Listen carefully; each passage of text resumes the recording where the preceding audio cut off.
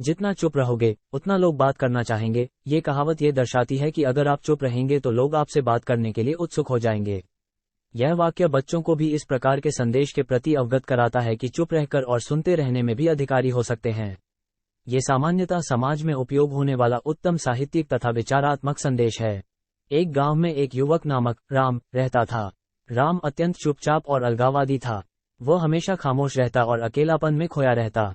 उसके साथ ही गांव वाले उसे अकेलापन के कारण समझ नहीं पाते थे। राम के अलगाववादी और खामोश रहने की वजह से उसके साथी उसे अनजाने में अलग करने लगे।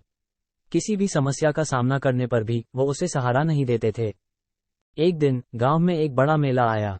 गांव वाले और उनके परिवार सभी मेले में गए, लेकिन राम ने अपने आप को एक कोने में छिपा लिया और मेले में नहीं गया। मेले में सभी अपने अपने मनपसंद खेल और व्यापार का मजा ले रहे थे।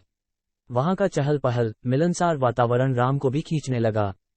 राम ने देखा कि लोग एक दूसरे के साथ बातें कर रहे हैं, हंसी मजाक कर रहे हैं और आपस में अपने अपने अनुभवों को साझा कर रहे हैं। इसे देखते हुए उसे अपने अलगाववाद से आश्चर्य हुआ।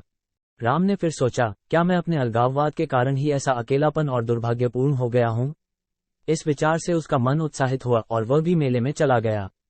राम ने मेले में देखा कि लोग उसे स्वागत कर रहे हैं, उनके साथ बात कर रहे हैं और उसे सम्मानित कर रहे हैं।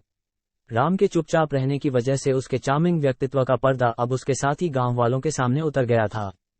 राम ने अब ये जान लिया कि जितना चुप रहोगे उतना लोग बात करना चाहेंगे। बिल्कुल सही है।